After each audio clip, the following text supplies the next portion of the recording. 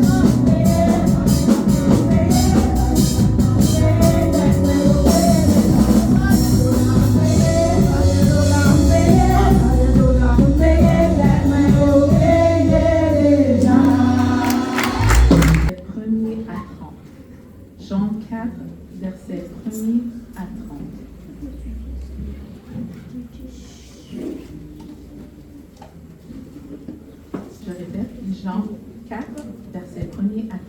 Vous y êtes? Le Seigneur sut que les pharisiens avaient appris qu'il faisait et baptisait plus de disciples que Jean. Toutefois, Jésus ne baptisait pas lui-même, mais c'étaient ses disciples. Alors il quitta Judée et retourna en Galilée. Comme il fallait qu'il passât par la Samarie, il arriva dans une ville de Samarie nommée Sychar, près du champ que Jacob avait donné à Joseph, son fils. Là se trouvait le puits de Jacob. Jésus, fatigué du voyage, était assis au bord du puits. C'était environ la 6e heure. Une femme de Samarie vint puiser de l'eau. Jésus lui dit, « Donne-moi à boire », car ses disciples étaient allés à la ville pour acheter des vivres. La femme samaritaine lui dit, « Comment toi, qui es juif, me demandes-tu à boire, à moi qui suis une femme samaritaine? » Les Juifs, en effet, n'ont pas de relation avec les Samaritains. Jésus lui répondit, « Si tu connaissais le don de Dieu et qui est celui qui te dit, « Donne-moi à boire », tu lui aurais toi-même demandé à boire et il t'aurait donné de l'eau vive. » « Seigneur, lui dit la femme, tu n'as rien pour puiser et le puits est profond. D'où aurais-tu donc cette eau vive? Es-tu plus grand que notre père Jacob, qui nous a donné ce puits et qui a bu lui-même ainsi que ses fils et ses troupeaux? » Jésus lui répondit, « Quiconque boit de cette eau aura encore soif, mais celui qui boit de l'eau que je lui donnerai n'aura jamais soif, et l'eau que je lui donnerai deviendra en lui une source d'eau qui jaillira jusqu'à dans la vie éternelle. » La femme lui dit, « Seigneur, donne-moi de cette eau, afin que je n'ai plus soif et que je ne vienne plus puiser ici. » « Va, lui dit Jésus, appelle ton mari et viens ici. » La femme répondit, « Je n'ai point de mari. » Jésus lui dit, « Tu as eu raison de dire, je n'ai point de mari, car tu en as eu 5, et celui que tu as maintenant n'est pas à toi, et n'est pas ton mari. En cela, tu as dit vrai. Seigneur, lui dit la femme, je vois que tu es un prophète. Nos pères ont adoré sur cette montagne, et vous dites, vous, que le lieu où il faut adorer est à Jérusalem. Femme, dit Jésus, crois-moi, l'heure vient où ce ne sera ni sur cette montagne, ni à Jérusalem que vous adorez le Père. Vous adorez ce que vous ne connaissez pas. Nous nous adorons et ce que nous connaissons, car le salut vient des Juifs. Mais l'heure vient, et elle est déjà venue, où les vrais adorateurs adoreront le Père en esprit et en vérité, car ce sont là les adorateurs que le Père demande. Dieu est esprit, et il faut que ceux qui l'adorent en esprit et en vérité. La femme lui dit, je sais que le Messie doit venir, celui qu'on appelle Christ. Quand il sera venu, il nous annoncera toutes ces choses. Jésus lui dit, je le suis, moi qui te parle. Là-dessus arriva ses disciples, qui furent étonnés de ce qu'il parlait avec une femme. Toutefois, aucun ne dit, que demandes-tu? Ou de quoi parles-tu avec elle? Alors la femme, ayant laissé sa cruche, s'en alla dans la ville et dit aux gens, venez voir un homme qui m'a dit tout ce que j'ai fait. Ne serait point le Christ? Il sortit de la ville et ils vinrent vers lui. Parole du Seigneur. Amen. Parole, mettez lumière en moi. Parole, mettez lumière en moi. N'importe qui circonstance qui va arriver. Oh parole, mettez lumière en moi. Parole, mettez lumière en moi. Parole, mettez lumière en moi. N'importe qui circonstance qui va arriver.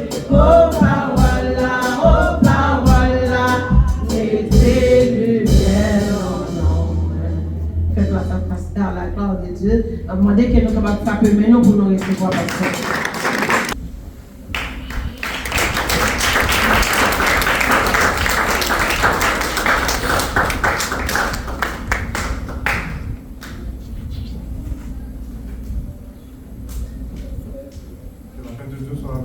Amen.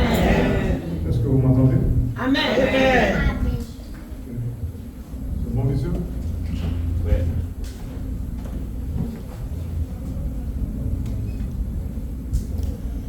Amen.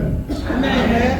Donc, je remercie le Seigneur pour chaque privilège qu'il me donne d'être avec vous. Je remercie pour son amour, pour sa bénédiction, pour la grâce qu'il me donne de pouvoir parler en son nom. Et je remercie aussi pour vous, pour l'Église, pour Chez des siècles, pour votre travail, votre persévérance, votre dévouement dans l'œuvre du Seigneur, sachant que votre travail ne sera pas vain. Amen. Amen. Donc, ce matin, j'ai été vraiment stupéfait par tout ce que je vois.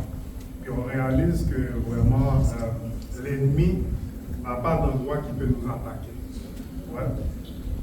L'ennemi n'a pas de place. Il se limite dans les attaques. Okay?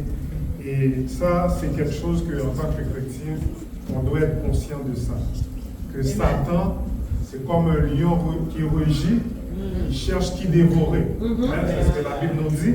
Et on doit faire attention de la façon qu'on sert Dieu. Souvent, on dit, OK, je viens à l'église, et je lis ma Bible, mais c'est quoi la relation personnelle que tu as avec Dieu? C'est ta vie, ta communion avec Dieu, est-ce qu'elle est authentique ou bien est-ce qu'elle est superficielle? Ok? Et je me souviens, mais dans la Bible, quand il y avait des rumeurs par rapport à Jésus, ok, certains disent que tu es Élie, certains disent que tu es le Messie et tout. Et là, il demande à ses disciples, qui croyez-vous que je suis? Et là, les disciples répondent, on pense que tu es Élie, que tu es le Messie, etc. Et Pierre, il va dire, je crois que tu es le Messie, le Fils du Dieu vivant. Amen. Et là, Christ, il dit à Pierre, Pierre, Simon Pierre, tu es Pierre, et sur cette pierre, je bâtirai mon église, et les portes du séjour des morts ne reviendront point contre elle. Et ce qu'il dit par là, c'est que Pierre, oui, tu t'appelles Pierre, tu t'appelles Simon, mais sur cette pierre, c'est-à-dire sur cette déclaration, sur ce roc que tu viens de dire, je vais bâtir une église, je vais bâtir une communauté, je vais bâtir ma famille, de sauver, de racheter, et rien ne pourra l'ébranler. Mais on réalise que Satan veut quand même attaquer cette église. Et on pense que cette église, ce sont les 4 murs ici. Non, l'église, bien-aimée, c'est avant tout chaque personne. Ok? L'église, c'est toi. L'église, c'est ta vie. Okay? Ne pense pas que venir ici le dimanche ou peu importe en semaine va faire en sorte que tu es sauvé. Non. La Bible nous dit, tous ceux qui disent Seigneur, Seigneur, n'entreront pas tous dans le royaume, mais celui-là seul qui fait la volonté de Dieu. Ok? Donc, on ne peut pas mentir à Dieu. On peut mentir au pasteur, au leader, on peut mentir à l'homme, on peut mentir à notre famille, nos enfants, on peut mentir à tous, mais on ne peut pas mentir à Dieu. Amen? Parce que l'homme voit ce qui frappe aux yeux, mais l'Éternel voit au cœur. Dieu voit ton cœur, frère. Dieu voit ton cœur, donc on ne peut pas lui mentir. On ne peut pas le berner. Hein? C'est sûr que oui, tous les chats sont gris quand on vient à l'église, mais réellement, c'est quoi ta relation avec Dieu? Et ça, c'est important, frères et sœurs. Et Pierre, si je reviens à mon histoire de Pierre, lorsque Christ lui a dit par rapport à ses disciples qu'il doit mourir, il doit être crucifié, qu'il sera battu, puis qu'il va ressusciter après 3 jours, Pierre a dit non, non Seigneur, je mourrai même avec toi. Il a dit non Seigneur, j'accepte pas, je ne veux pas que tu nous quittes, je ne veux pas que tu t'en ailles. Et qu'est-ce que Christ lui a dit? Retire-toi de moi. Ça veut dire que Christ venait de le féliciter, ok, que c'est l'Esprit bon Dieu qui parlait au travers de vous-même. Et quelques minutes après, il dit à cette même personne, retire-toi de moi, Satan. Hein? Christ était là. Hein? Christ était là avec Pierre. Et Satan ne s'est pas empêché de rentrer dans le disciple. Donc, bien aimé, l'ennemi est puissant. Hein? L'ennemi a des capacités. Okay? On sait que Dieu est tout puissant. Dieu est tout puissant. Dieu a autorité sur toute chose. Mais ne pensez pas que l'ennemi, c'est n'importe quoi avec qui vous pouvez faire ce que vous voulez. Ok? Est-ce qu'on est là? Amen. Donc, bien aimé, ne vous contentez pas de venir à l'église, mais servez Dieu fidèlement. Donc, la sœur Gilberte avait lu le passage qui nous intéresse ce matin. Et c'était quoi l'histoire? La femme samaritaine. Ok, la femme samaritaine. Et lorsqu'on regarde cette histoire, de la femme samaritaine, et on réalise que c'est vraiment une rencontre inattendue. Hein? Parfois, frères et sœurs, Dieu fait des rencontres inattendues. Dieu fait des rencontres, Dieu planifie des rencontres inattendues pour l'homme, évidemment, on est d'accord. Parce que Dieu, dans son omniscience, il connaît ta rencontré avant. Est-ce que là? Il connaît, il t'a croisé autour. Mais pour cette femme, c'était une rencontre inattendue. Et c'est le sujet de mon message ce matin, la rencontre inattendue.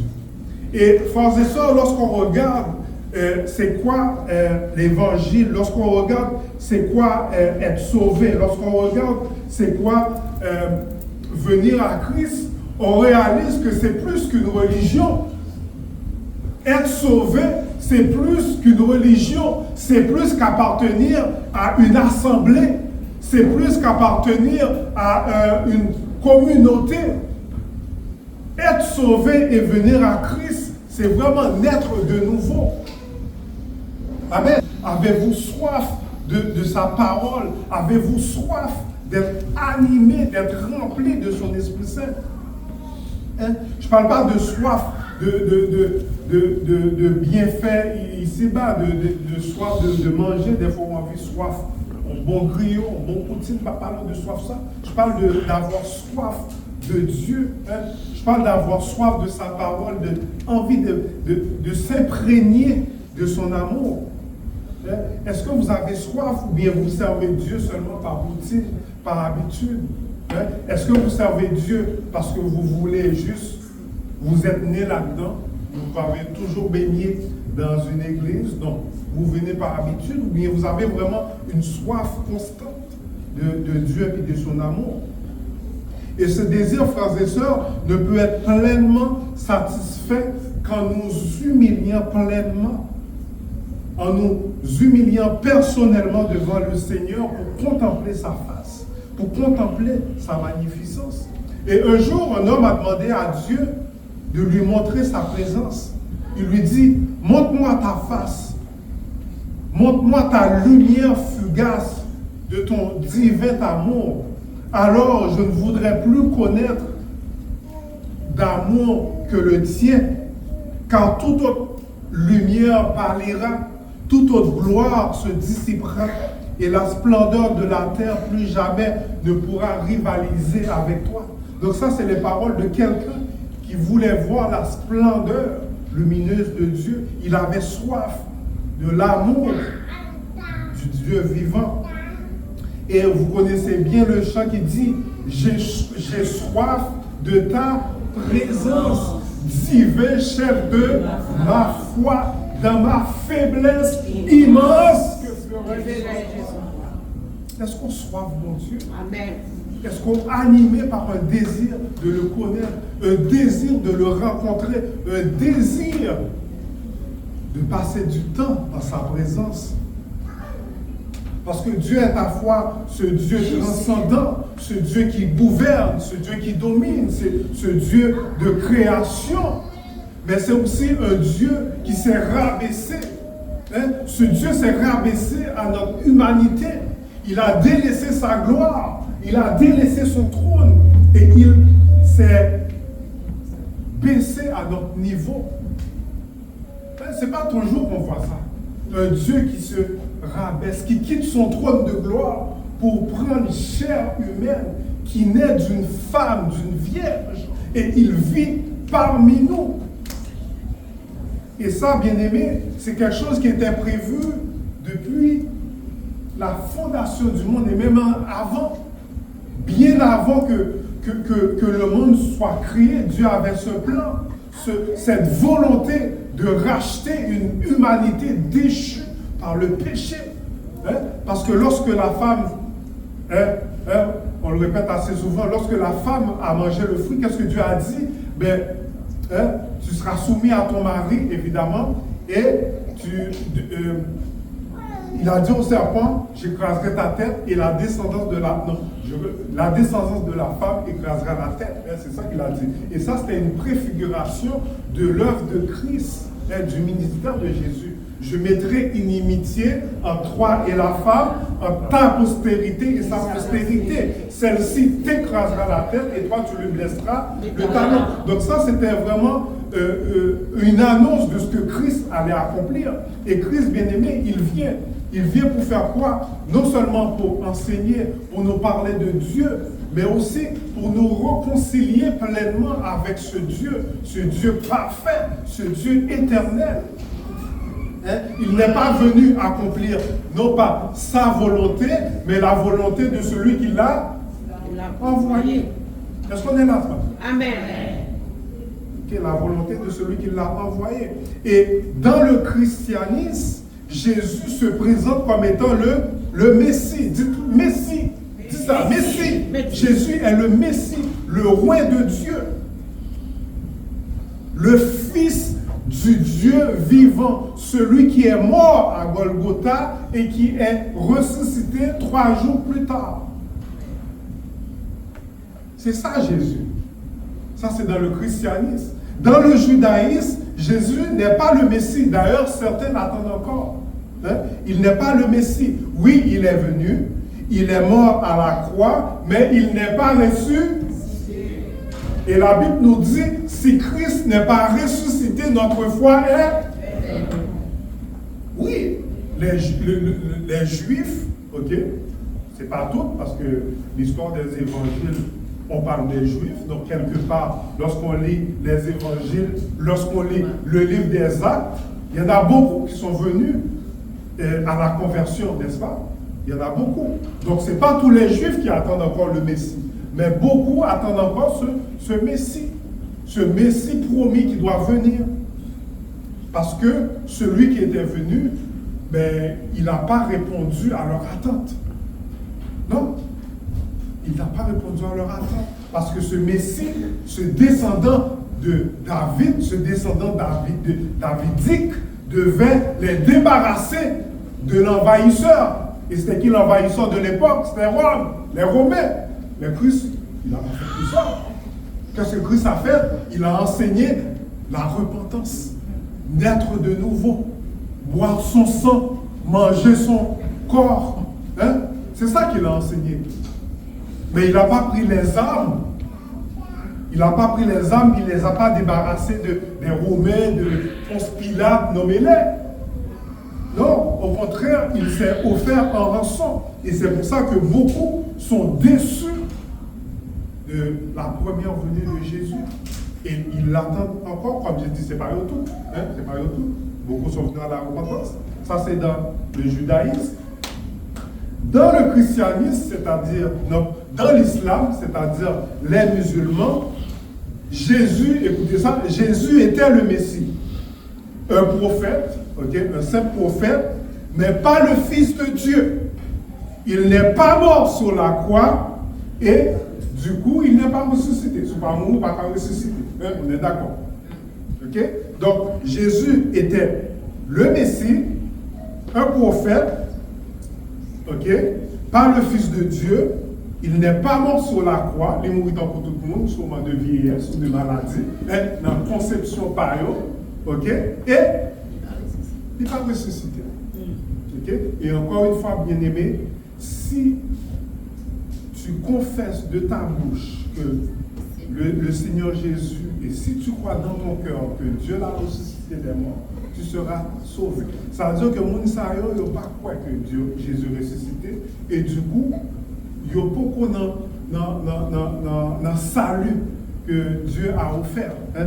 On est d'accord. Il y a beaucoup prend part à salut ça. Est-ce que bon Dieu a un plan pour eux? Certainement. Et c'est ça qu'on va voir aujourd'hui. On va voir l'histoire d'une rencontre inattendue entre Jésus et une Samaritaine. Et bien aimé, comme nous dit le texte, les Juifs et les Samaritains, comme on dit en beau créole, il n'y a pas de quoi monter bourricadeux, ça se dit, c'est ça? Il n'y a pas de quoi bourricadeux, ok? Donc, ils ne s'invitaient pas dans les fêtes, et disons qu'ils ne s'entendaient pas trop bien, ok, entre les Juifs et les Samaritains. Pourquoi? Parce que vous savez que après la mort de David, son fils Salomon l'a remplacé, et parce que Salomon était un peu, on va le dire, désordre, il s'était gagné 360 quelques concubines, ok, nous quasiment en femme chaque jour, ok, 365, et de plus, il s'est allié, il a fait des alliances avec des femmes étrangères. Et qui dit alliance femme étrangère, dit aussi Dieu étranger, dit aussi des idoles. Ok?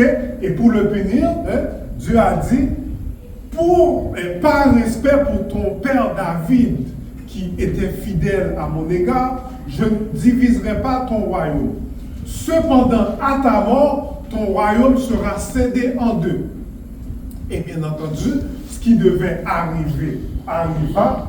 Le royaume de Salomon a été scindé en deux à sa mort. Son fils Absalom a pris le royaume de Juda et le royaume du nord a été pris par un des généraux de Salomon.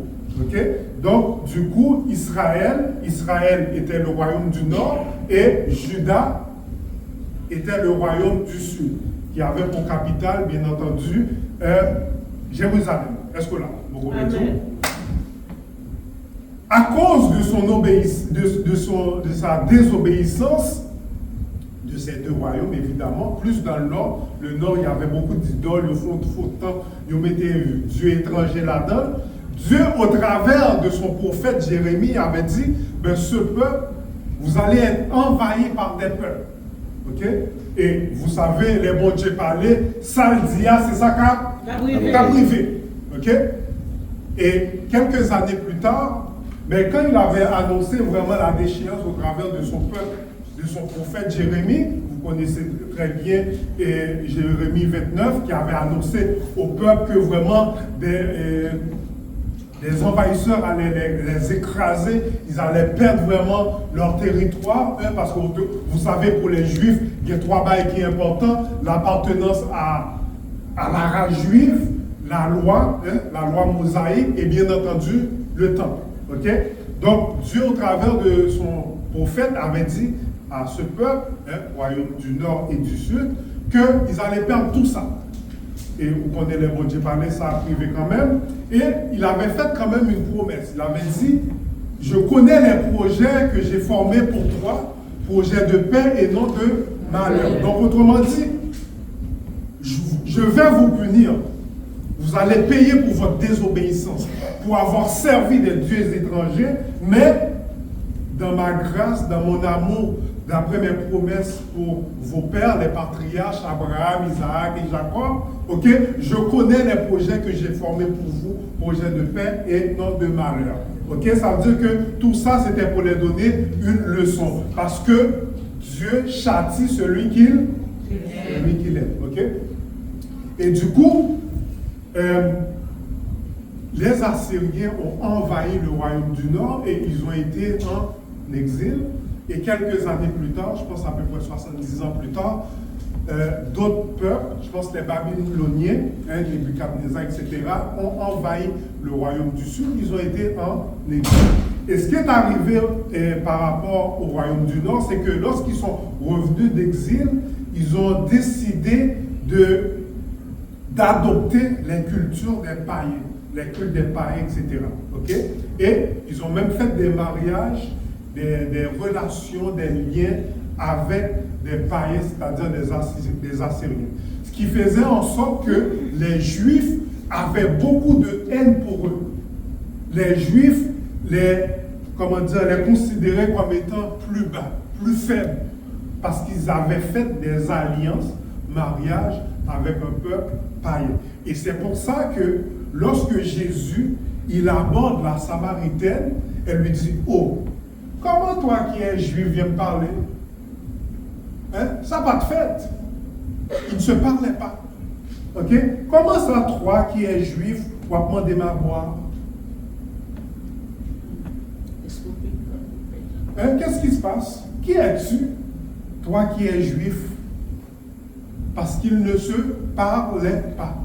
Donc, à cause de tout ce que je viens de vous raconter, il y avait comme des distorsions. Hein? Ça arrive entre plusieurs peuples.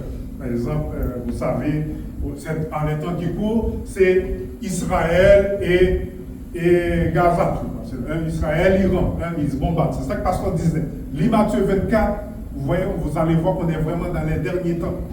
On est vraiment dans les derniers temps parce que les peuples, une nation s'élèvera contre une autre. On est vraiment dans les derniers temps. Et c'est pour ça que quand le chant, il dit, dans ces jours-ci, hein, dans ces jours-ci, Christ est le rocher.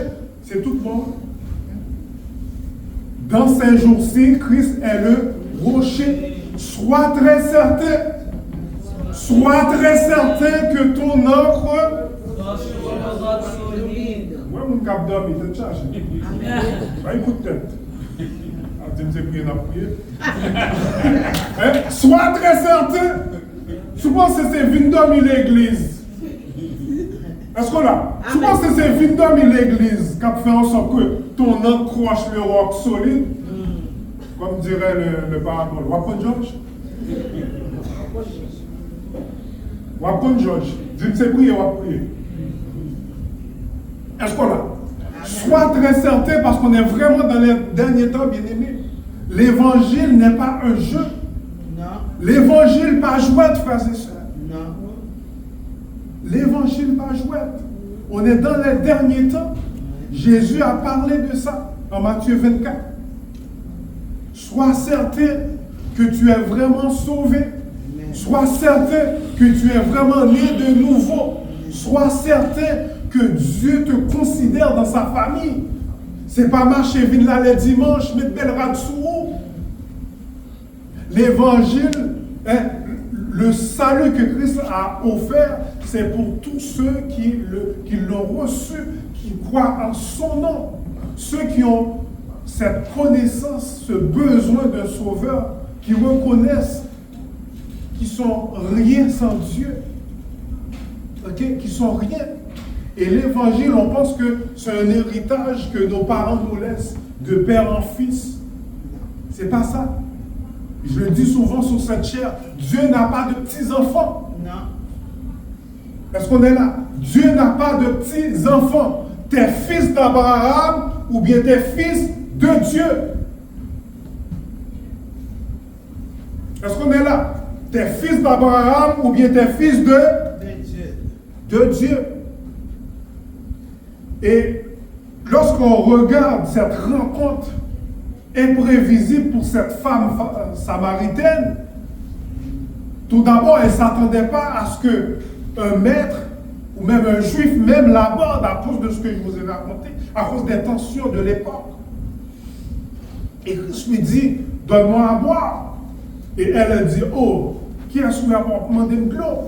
Et la Christ lui dit, ma chère, de l'eau, ça me cabore.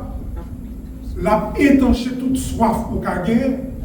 Et jusqu'ici, elle ne comprenait pas. Elle a dit, oh, bon, t'as même pas de cruche pour plonger dans le puits. Côté où vient de l'eau sale. Elle ne comprenait pas. Un peu comme Nicodème dans le chapitre précédent, Jean 3. Christ lui dit, tu dois naître de nouveau. La Nicodème, docteur de la loi, a demandé, est-ce que vous pouvez rentrer dans votre maman et vivre ressortir? En tout cas, bref. Donc, il y a des choses, bien aimées, que quand Christ nous parle, il parle à notre âme, il parle à notre cœur. Naître de nouveau, ou bien il peut te donner cette eau vive qui va étancher ta soif à jamais. C'est vraiment profond ce qu'il dit. Parce que Christ, il voulait sauver cette femme qui était peut-être méprisée. Parce que lorsque tu regardes son histoire, hein, un peu plus loin, Christ lui dit, passer 5 maris déjà. Ça dit, mademoiselle, pas de moi-même. 5. Ok, les gens d'habitude, ils divorcent une fois. Ok, 2 maris, 3, 4. Elle était rendue à 5. Mais le pot pour mourir toujours, donc peut-être que tu as bien reste. Mais cependant, je crois que ce moment avec Christ a changé sa vie. Ce moment avec Jésus a changé sa vie. Comme chacun de nous ici. Ce moment où Christ a mis sa main sur nous a transformé notre vie. Parce que si quelqu'un est en Christ, il est une nouvelle créature. Voici les choses anciennes sont passées, voici toutes choses sont devenues nouvelles. Autrement dit, Christ nous prend dans notre crasse, il nous prend dans la boue, il nous prend dans notre saleté de ce monde, il nous lave, il nous restaure, il nous purifie et il fait nous monde parmi monde. Nous parmi monde sauvés. Amen, levé ce matin. Qui est-ce qui parmi nous sauver? Béni soit l'Éternel. Nous sauvons, béni soit l'Éternel. Béni soit l'Éternel. Béni soit l'Éternel. Béni Nous soit sauver. l'Éternel. Et mon travail qui tête toujours, c'est pas grave. Et on donne, parce que l'évangile c'est chouette. Il prend nous, il mettez nous parmi nous, Pour sauver. Et cette femme, lorsqu'on regarde ce moment avec Christ, je ne prêche pas textuellement parce que vous avez lu l'histoire, vous l'avez devant vous, ok? Le but, ce n'est pas de vous résumer ce qu'il y a là, hein? Je vais formuler mes commentaires. Cette femme, après cette rencontre avec Christ, qu'est-ce qu'elle a fait? Elle a été dans son entourage, elle a été dans sa ville, elle a dit, ben, il y a un homme qui m'a parlé de ma vie. Amen. Il connaissait ma vie sous douette. Amen. Il connaissait ma vie sous douette. Et les gens, ok, le chapitre nous dit qu'ils sont allés voir ce Jésus et sûrement qu'il les a enseignés. L'histoire ne le dit pas. Parce que vous savez, les évangiles, c'est Matthieu, c'est Marc, c'est Luc, c'est Jean qui écrivent selon ce qu'ils ont entendu. Jean, c'était un disciple. Matthieu, c'était le péager. Jean-Marc, c'était un disciple de Pierre ou un ami de Pierre. Et Luc, c'est Théophile qui l'a demandé d'écrire l'histoire de Jésus. Et il a écrit Luc et Actes. Ok? Et tout ça, ils avaient des sources. Hein? Ils avaient des sources. Des gens qui leur disaient des affaires. C'est comme si vous devez voir un peu le texte comme étant des journalistes qui vont écrire des histoires 30 à 40 ans plus tard. Jésus n'était pas là, ils étaient en train d'écrire. Non? Ils ont écrit leur évangile 30 à 40 ans plus tard. Okay? Donc, ce qui revient à dire que tout n'est pas là. Et d'ailleurs, je pense qu'il y en a un qui le dit, Jésus a fait beaucoup plus de choses qui ne sont pas inscrites dans la Bible.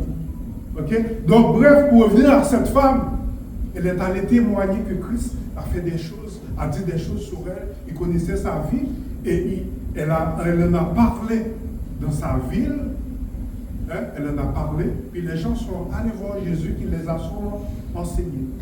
Et je suis persuadé que ces gens-là sont venus à la conversion. Le temps file, je vais formuler 4 applications, et ensuite, nous prenons le fait chaud après le roi. Amen. Première application, je l'ai mentionné vaguement, c'est que Christ connaît ta vie. Amen. Est-ce qu'on l'a matin? Amen. Christ connaît ta vie. Ok?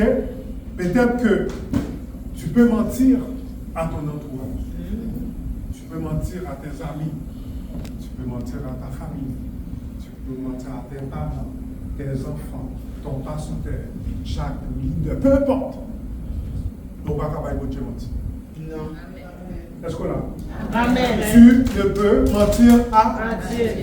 Dieu voit ce que tu fais dans le lieu secret. Amen.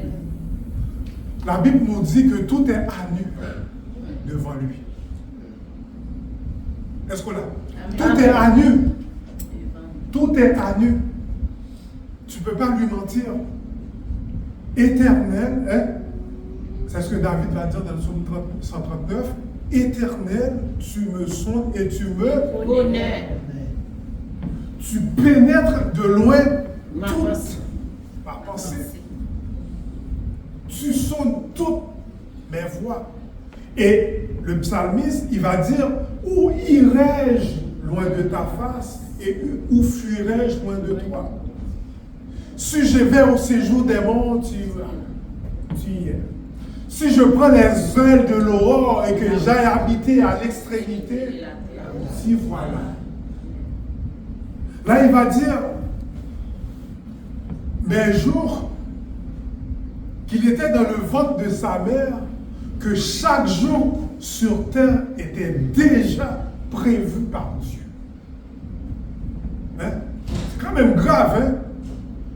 Qu'avant même de naître, que Dieu avait une pleine connaissance de chaque minute qu'il allait faire sur terre.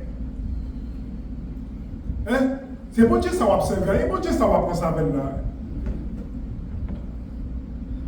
Est-ce qu'on est là? Amen. Que là ensuite il va dire, mais que tes pensées, ô Dieu, me semblent impénétrables, que le nombre en est grand. Et là il va conclure le psaume, il va dire, sonde-moi, ô Dieu, et connais mon cœur. Éprouve-moi et connais mes pensées. Oui. Regarde si je suis sur une mauvaise voie et conduis-moi sur la voie de... Et frères et sœurs, c'est prier ça. Vous devez faire bon Dieu chaque jour. Alléluia. Seigneur, sonde-moi. Sonde-moi, sonde-moi. On n'est pas parfait, n'est-ce pas? Et Paul, il va le dire. Quand je veux faire le bien, c'est le mal qui s'imprime en moi. Parce que ça veut dire que l'homme, on est charnel. À chaque fois que tu veux faire le bien, tu as une mauvaise pensée. Ou on ne vient pas ou cap sorti dans le bouche. Vous comprenez? C'est l'homme qui est comme ça. Mais souvent des bons Dieu, aidez-vous. Aide-moi, Seigneur, à être une meilleure personne, à être à ton image, hein, à être un imitateur de Christ. Il va travailler avec toi. Est-ce que là? Il va travailler avec toi. Parce que c'est un travail qui est continuel. Et ce travail va continuer dans ta vie tant que tu es là, ici-bas, tout en Jésus pour retourner. Hein? Être transformé à l'image de Jésus. Parce que la Bible nous dit, ce que nous sommes, nous serons, n'a pas encore été manifesté. Car nous savons, lorsque nous le verrons, nous serons semblables à lui, car nous le verrons tel qu'il est. Donc, bon Dieu, mon travail l'a fait avec vous. Mais travail ça, il ne faut pas y résister. Il ne faut pas fouetter tout dans le bail, cap fort et détourner de sa face. Est-ce qu'on est là? Amen. Et je ne vais pas là pour critiquer ou quoi que ce soit. Je suis moi-même le plus vil des pécheurs. Ok? Je suis le plus vil des pécheurs. Je suis le premier. Je suis le plus mendiant spirituellement. Et c'est ça. Et c'est pour nous aussi que Christ est venu. Parce qu'il dit, heureux les pauvres en esprit, parce que le royaume des cieux est à eux. Pauvres en esprit, c'est le monde qui dit, mon Dieu, je suis un mendiant de la grâce, mais j'ai besoin de toi. Hein? Seigneur, à part mon cœur qui fatigué de souffrir. C'est ça être un mendiant, être un pauvre en esprit. C'est pas un monde qui est orgueilleux, moi, puis bon. C'est pas ça. Parce que Christ est venu pour nous, pour vous, pour toi, pour moi.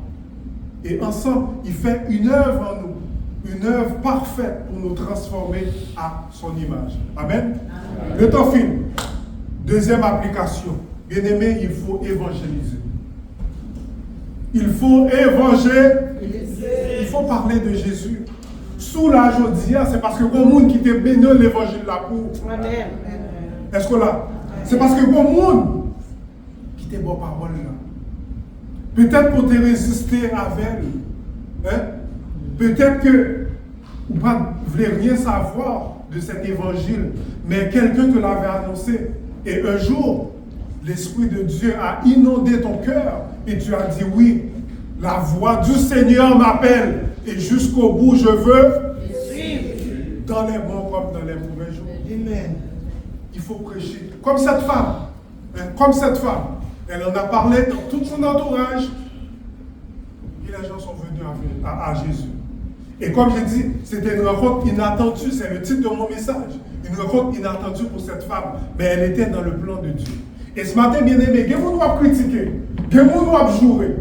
Il y a des gens, peut-être que Vio. Ok? Vio. D'ailleurs, ça va être l'autre point. Peut-être que Vio, pas même Javon qui pensait qu'on parfait, mais prêchons l'évangile quand même. Oui, nous sommes dans un temps où les jours sont mauvais, je dirais même très mauvais, mais prêchez l'évangile là quand même. Amen. Amen. Parce que c'est ça le mandat missionnaire. Hein? Allez, faites de toutes les nations des disciples. Prêchez l'évangile, bien aimé. Ok? Et je poursuis. Troisième application. Dieu cherche des adorateurs en esprit et en vérité. Moun k'ap servir de tout cœur. Et pas moun k'ap servir sur apparence. Des adorateurs qui le servent en esprit et en vérité. Et en vérité. Est-ce qu'on est là? Amen. Parce que ne pensez pas que c'est l'église là qui a fait sauver, l'église les dimanches qui a fait sauver. C'est une relation personnelle avec mon Dieu. Amen. Amen. Parce qu'on peut bluffer le monde, on ne peut pas bluffer mon Dieu. Okay. Soyons des vrais adorateurs en esprit et en vérité. Quatrième application. Brisons les barrières et les préjugés. Est-ce qu'on est là? Amen. Brisons les barrières et les préjugés. Les Juifs et les Samaritains ne se parlaient pas. Elle était elle-même saisie que Christ l'abordait. Mais cependant, une chance que Christ l'avait abordée. C'était dans le plan de Dieu de la sauver. Par contre, qui est-ce que bon Dieu a besoin de sauver matin? Ok? Pas juger mon. Même si mon n'a pas menti, même si mon n'a pas volé, même si mon n'a ouais que il pas mérité sauver, mais ça c'est dans la tête ou même tout on joue pas mérité sauver. Et je dis à vous là, on pas mis mon sauver. Ok? Donc brisons les barrières, les préjugés. Arrêtons de critiquer, arrêtons de pointer, arrêtons de donner des premières opinions. Nous pas contre vie maintenant. Malgré que cette femme avait eu 5 maris, elle était quand même dans le plan de Dieu. Hein? Elle était quand même dans le plan de Dieu. Et la personne qui connaît le mieux, c'est quoi? La grâce. C'est ce larron sur la croix. À quelques minutes de mourir, il a dit, Jésus, souviens-toi de moi quand tu seras dans ton règne. Et Christ, il a dit au même moment, aujourd'hui même, je te le dis, tu seras avec moi dans le... Le gars a passé sa vie à être un brigand, à être un criminel. Bah même combien de monde il tué. Mais au dernier instant, il a compris la seigneurie de Jésus. Il a compris que cette personne qui était sur la croix à côté de lui, c'était pas n'importe qui. Il a compris ça. Et Christ, qu'est-ce qu'il lui... Il lui a offert le salut. Ok? Il lui a offert le salut. Peut-être qu'il ne va pas occuper un rôle de prestige au ciel, mais là, pas quand même. Amen. Amen. Amen. Là, quand même. Bon, là, plus là que le monde qui a fait semblant, parce que mon Dieu n'est pas même là. Il n'est pas même là. Hein? Où est-ce qu'il y aura des pleurs et des grincements dedans? Les mêmes là, maintenant poche. Dernière minute. Hein? Sauver in extremis. C'est ça la grâce. La grâce est source de salut pour quiconque croit. C'est pour ça qu'il faut arrêter de juger, arrêter de critiquer. Il faut arrêter de penser que nous pibons. Arrêtons de penser que c'est nous-mêmes, c'est nous qu'a fait, c'est nous qu'on est. Bien aimé, nous sommes tous des pécheurs. Hein? Tous ont péché et sont privés de la gloire de Dieu. Et dernier point, après je vous laisse. Jésus offre cette eau vive. Et c'est quoi cette eau vive? C'est la vie éternelle. Amen. Amen. Jésus offre cette eau vive. Il me l'a offert, je l'ai accepté. Il te l'a offert, tu l'as certainement accepté. Jésus offre cette eau vive. Cette eau vive. Et cette eau vive l'a étanché toute soif. Amen. L'a étanché toute soif. Toute soif. Parce que cette eau vive est éternelle. Et c'est Dieu qui donne. Lorsque Dieu donne généreusement. Il n'est pas pour un petit calme. Ouais, les gens disent nous, il n'est pas pour un petit bail comme ça. Ouais. Il n'est pas pour un petit calme. Sous besoin de boisson bail. Il n'est pas pour un 10 bouts, il n'est pas pour un 5 bouts. La boue généreusement. Parce que c'est ça le salut. Le salut, c'est un don gratuit que Christ offre. Le salut sauvé par grâce. C'est ça que Christ offre. Et si on devait payer notre dette, imaginez, payer notre dette. C'est comme je le dis souvent sur cette chaire encore, une autre affaire que je dis souvent, c'est quoi m'empiler des chaises pour aller sur la lune? Impossible. D'ailleurs, si tu essaies d'empiler des chaises pour aller sur le toit de cette maison, on va craser tout le bouchon. Imagine aller sur la lune. Ouais? Donc, Christ a payé notre dette. Amen. Et ça, bien aimé, c'est ça l'évangile. L'évangile, c'est ça. C'est que Christ a tout payé. Et j'étais heureux quand le pasteur disait, on va chanter, dette moi au payé déjà, et puis bouche au mari. Parce qu'on ne peut pas comprendre qui dimension d'être ça payé. Et vous savez, je n'ai pas l'argent pour payer, dette moi. Et puis bouche au mari, je suis d'accord. Ou dans la distraction, ou dans le téléphone, ou loin de tout ce qui se passe. Bien aimé, dette ça. Jésus paye à Golgotha auprès de son sang. Alléluia. Pas ta bien corps pour payer. Vous te mettez travail toute vie. Ou pas ta bien corps pour payer. Et bien aimé, c'est ça l'évangile. L'évangile, c'est un don de Dieu, un don gratuit. Et en tant que chrétien, on devrait être animé par cette grâce, par ce salut que Christ nous a offert. On doit constamment chercher sa présence pour le remercier. On doit être des chrétiens authentiques et non des chrétiens de nom. Des chrétiens de nom. Parce qu'on vient de l'église, moi je suis dans l'entourage des bois de l'église, c'est pasteur y a pas d'autres. Parce que c'est le pasteur qui a l'église. C'est là qu'on est rendu. Parce qu'on ne va pas contre qui ça que l'évangile, on ne va pas contre qui ça que l'église. Mais au bon travail pour faire. Faire lumière, mon Dieu, à briller dans la vie. Et surtout, on va continuer plus haut, il ne veut pas faire mon Dieu dans le monde. Amen, amen.